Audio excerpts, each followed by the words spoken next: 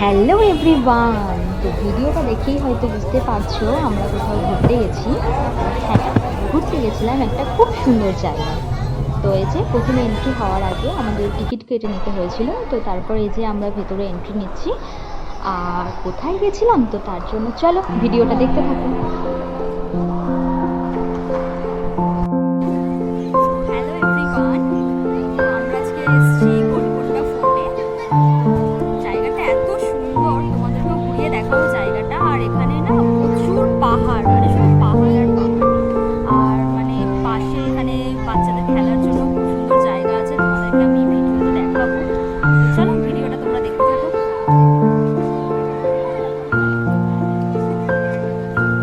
তো তোমরা এটা দেখে জায়গাটা দেখে বুঝতেই পারছো যে এটা অনেক পুরনো দিনের। তো হ্যাঁ, এটা অনেক পুরনো দিনেরই কোনো নবাবের প্রাসাদ ছিল। আমি অ্যাকচুয়ালি না এর হিস্ট্রি জানি না, বাট ভিতরটা না এত সুন্দর, বাচ্চাদের খেলার জায়গা থেকে শুরু করে মানে খুবই সুন্দর জায়গা।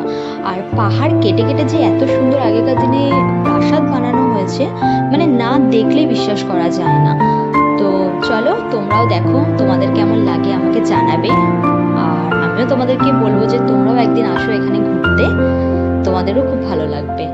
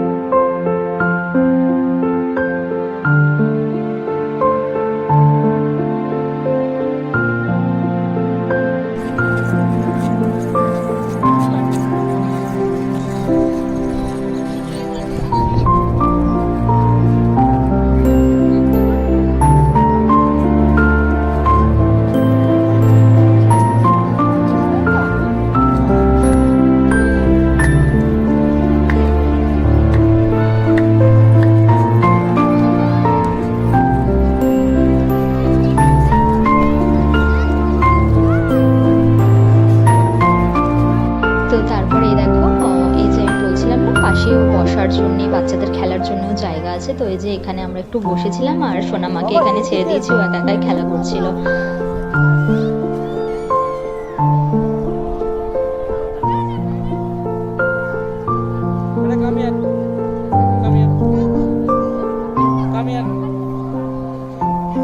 তো তারপর দেখো, এই যে আমি ওকে বলছি চলো মা আমার সাথে হাঁটো। তো ও কিছুতেই আমার হাত ধরবে না, কারণ ও একা একাই খেলা করবে, ওই জন্য আমার হাতও ছেড়ে দিচ্ছে ও।